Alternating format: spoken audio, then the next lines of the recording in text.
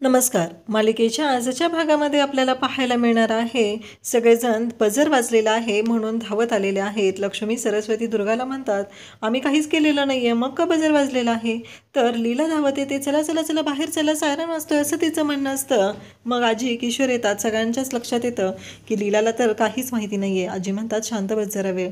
तेव्हा एजे विचारतात की मी तापत ठेवलेल्या दुधाचा चहा कोणी बनवला? हे ऐकल्यानंतर इकडे लीला विचार करू लागते, म्हणजे एजंटना आवडलेला दिसतोय मी केलेला चहा, पण मला एक कळत नाही आहे, साधं तापत ठेवलेला दुधाचा चहा बनवला एवढं विचारण्यासाठी ते सगळ्यांना बोलवायची काय गरज होती? सगळे घरातले बोलवलेले आहेत. तेव्हा इकडे लगेचच लक्ष्मी दुर्गाला म्हणते की आता खरी मजा येणार. चहा तर लीलाने बनवलेला आहे आणि आता एजंटना हे अजिबात आवडत नाही की त्यांनी जे करायला घेतलेलं काम आहे त्याच्यामध्ये डिस्टर्ब केलेलं. आता पहिल्याच दिवशी लीलाची वाट लागणार आहे. इकडे दुर्गा, लक्ष्मी, सरस्वती या तिघींनाही खूप आनंद झालेला असतो. आजी मात्र विचार करत असतात. आजी म्हणत असतात की आता काही खरं नाही. तर सर्वांच्या समोर लीला सांगते की मी बनवला चहा, आवडला का तुम्हाला? उद्यापासून पण बनवेल मी. तेव्हा एजे म्हणतात, मी साधा प्रश्न विचारलेला आहे, मी तापत ठेवलेला दुधाचा चहा कोणी बनवला आणि कोणी बनवायला सांगितलं होतं तुला? पण लीला म्हणते की मी चहा प्यायला गेले होते पण तिथे चहाच नव्हता आणि चहा पिल्याशिवाय माझ्या दिवसाची सुरुवात होत नाही म्हणून मीच बनवलं आहे. त्यावरती एजंटचं असं म्हणणं असतं की पण तुला कोणी शहाणपणा करायला सांगितलेला होता? कारण एकतर स्वतः चूक केलेली आहे आणि ती लवकर मान्यही करायची नाही. लीलाला ते म्हणतात की काही गरज नव्हती चहा बनवायची आणि यापुढे या घरात जर काही करायचं असेल तर ते विचारून करायचं. त्यावरती लीला म्हणते, हो चालेल, उद्यापासून मी विचारेल आणि मगच करेल, त्याशिवाय मी तुम्हाला विचारल्याशिवाय मी किचनमध्येही जाणार नाही. एजे मात्र तिथे शांत बसत नाहीत. एजेंना राग येतो. एजे म्हणतात की आता चूक केलेली आहे तर शिक्षाही भोगावीच लागणार आहे. आजी म्हणतात की आदिराम, अरे असं नको करू, आज तिचा पहिला दिवस आहे या घरातला, तिला काही माहिती नाही आहे. तेव्हा लगेचच एजे म्हणतात की नाही आई, तू मध्ये नको बोलूस, काही झालं तरी आता चूक झालेली आहे, शिक्षाही भोगावीच लागणार आहे असं एजे सांगत असतात. त्यावेळेस मात्र आजी म्हणू लागतात की अरे आदिराम, असं नको करू, ऐक जरा माझं. पण एजे कुठले ऐकायला तयार असतात. एजंटचं म्हणणं असतं, नाही, काही झालं तरी तिला शिक्षा आहे की आज तिने दिवसभर कोणाशीही बोलायचं नाही. ही शिक्षा दिल्यानंतरही दुर्गा सरस्वती म्हणतात, अरे देवा, एवढी साधी शिक्षा दिलेली आहे, नाहीतर आम्हाला कसली शिक्षा द्या भोगावी लागत होती. पण आज भारीच पहिला दिवस आहे आणि पहिल्याच दिवशी लीलाने चूक केलेली आहे, बजर वाजायला सुरुवात झालेली आहे, आता घरी मजा येणार आहे असं या सगळ्यांचं म्हणणं असतं. त्यानंतर आपल्याला पाहायला मिळतं, लीला म्हणते, मी कुठं काय केलं होतं एवढं आणि लगेच शिक्षा वगैरे, हे काय आहे सगळं? त्यानंतर आता सगळेजण तिथून निघून जातात आणि मग सुनांना आजी सांगतात की पूजेची तयारी करायला घ्या. किशोरला सांगतात की सगळ्यांना या दोघांना मदतीला घे, तुझ्या प्रदीप आणि विराजला, आणि तू पूजेची भांडी काढून ठेव. सुनांना सांगितलं जातं. त्याचबरोबर इकडे लीलाला सांगितलं जातं की जा, तू तयारी कर, जा, मी तुला साडी दिलेली आहे ना, ती नेसून तयार हो. त्यानंतर आजी इकडे एजंटच्या रूममध्ये येतात. एजंटना सांगतात की हा कुर्ता घाल आणि पूजेसाठी तयार हो. एजंट म्हणतात की नाही आई, मी हे लग्नच मानत नाही, त्यामुळे मी ही पूजा करणार नाही. आजी म्हणतात, माझा विश्वास आहे सगळं व्यवस्थित होईल आदिराम, तयार हो तू या पूजेसाठी, ऐक जरा, असं आजी सांगत असतात. त्यावरती एजंटचं असं म्हणणं असतं की नाही, मला अजिबात तयार व्हायचं नाही आहे, कारण मला इंटरेस्टच नाही आहे त्या मुलीमध्ये, बघितली ना कशी गोंधळ घालून ठेवते. आजी म्हणतात, अरे पहिला दिवस आहे तिचा, जरा शांत राहा ना तू, सगळं व्यवस्थित होईल म्हणून सांगते ना मी तुला. पण एजंट कुठले ऐकायला तयार असतात. एजंट ऑलरेडी राग आलेला असतो आणि एजंटची खूप चिडचिड होत असते. त्यानंतर आपल्याला पाहायला मिळतं की आजी म्हणतात की माझ्यासाठी तयार हो. इकडे लीलाने साडी नेसायला घेतलेली असते पण तिला ती साडी काही नेसता येत नसते.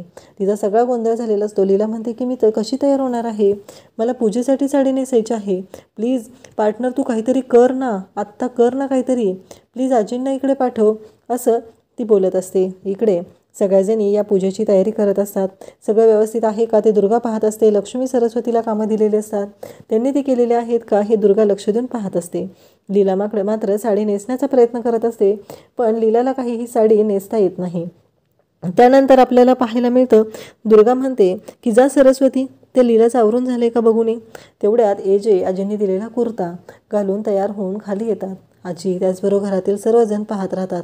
एजे तर तयार झालेले आहेत आणि त्यानंतर आपल्याला पाहायला मिळतं की डोरबेल वाजते म्हणून दुर्गा जाते आणि दरवाजा उघडते. तर इकडे सरस्वती लीलाकडे आलेली असते, बघत असते. लीलाला ती म्हणते, काय झालं हे सगळं, काय केलंयस तू? लीला सांगते की मला साडी नेसता येत नाही आहे. पण सरस्वतीला लीलाचं काहीच बोलणं कळत नसतं. ती म्हणते, काय झालं हे सगळं, कसं करायचं आहे, मला तर काहीच कळत नाही आहे.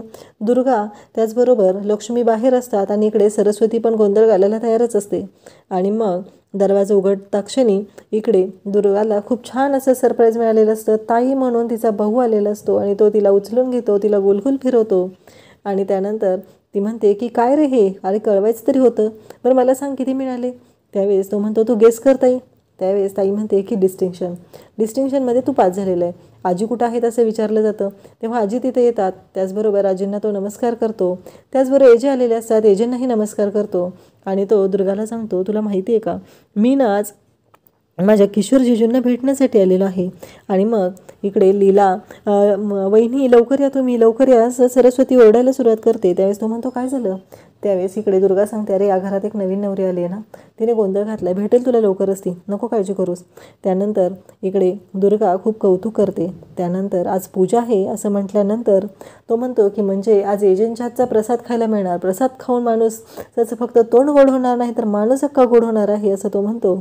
आजी म्हणतात बरं थांब, प्रसाद तर मिळणारच आहे पण तोपर्यंत मी तुझं तोंड गोड करते. त्या जातात आणि त्याच्यासाठी गोडाचा पदार्थ घेऊन येतात. इकडे लीलाने जो गोंधळ घातलेला आहे ते पाहून दुर्गा, सरस्वती, लक्ष्मी यांना कळतच नसतं. दुर्गा म्हणतात काय चाललंय हे, आणि तिला म्हणू लागतात की बोल, पण ती काही बोलत नसते कारण एजंटनी तर तिला न बोलण्याची शिक्षा सुनावलेली असते.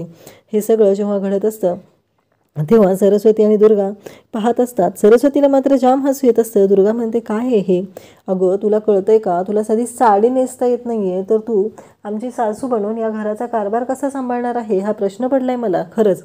इकडे लीला मात्र बोलायलाच तयार नसते. त्यानंतर दुर्गा सरस्वती म्हणतात अगं बोल ना गं, तोंडाने बोल, नाहीतर त्या गुरुजींना बोलव इकडे मुहूर्त बघायला असं दुर्गा सांगते. त्यानंतर इकडे त्यांच्या लक्षात येतं की एजंटने शिक्षा सुनावलेली आहे. तेव्हा या तिघीजणी म्हणतात की आता इथे एजा आहेत का बघायला, आम्ही नाही कोणी सांगणार, बोल तू. आणि मग मुहूर्त बघायला पाठवल्याबरोबर सरस्वती निघालेली असते. लीला म्हणते थांबा, आणि मग लीला बोलायला सुरुवात करते. ती म्हणते परत तुम्ही जाऊन एजंटना सांगणार नाही ना, नाही तर मी बोलले म्हणून तुम्ही सांगणार आणि मग माझी शिक्षा वाढणार, अजून आणखी मोठी शिक्षा होईल मला. तेव्हा दुर्गा सरस्वती म्हणतात तुला साधी साडीही नेसता येत नाही आहे का. तर लीला म्हणते नाही येत मला नेसता साडी. आणि खरंच तेव्हा दुर्गा म्हणते की आता काय करायचं आहे, आपल्यालाच नेसवावी लागणार आहे. सरस्वती आणि लक्ष्मी म्हणतात राहू दे, काय गरज आहे नेसवायची. तेव्हा ते म्हणतात की आणखी एजे ओरडू दे, आपण असं करूया, सांगूया आणि हिची पूजाच कॅन्सल होऊ दे. त्यावेळेस दुर्गा म्हणते कळते का तुम्हाला, कारण आपण सासूची काळजी घेतलेली नाही आहे, तिला मदत केलेली नाही म्हणून आजी रागवतील आणि एजंटची शिक्षा आपल्याला भोगावी लागेल. मग आता दुर्गा सरस्वती लक्ष्मी तिघी मिळून लीलाला साडी नेसवायला घेतात. लीला म्हणते खरंच खूप चापून चुपून व्यवस्थित साडी नेसवा, भरपूर पिना लावा, तरच व्यवस्थित होईल, नाही तर गोंधळ होईल ना सगळा, असं ती सांगते. त्यावेळेस दुर्गा म्हणते की हो लावते हा. आणि मग पायात घोळ झालेला असतो. तेव्हा दुर्गाला लीला सांगते की ते पायातलं नीट करा तेवढं. तेव्हा दुर्गा म्हणते की काय झालं. मग दुर्गा तिथं करण्याचा प्रयत्न करत असते. लीला म्हणते माझी मावशी आई असते ना, तिने खाली बसून ते सगळं व्यवस्थित केलं असतं. तेव्हा दुर्गा म्हणते की काही हरकत नाही आहे, मी करते खाली बसून, तुझी मावशी आई इथे नको. आणि आता लीलाने सासूगिरी केलेली आहे आणि या तिघी सुनांना कामाला लावलेलं आहे. अशाच अपडेटसाठी चॅनलला सबस्क्राईब करा. थँक्यू.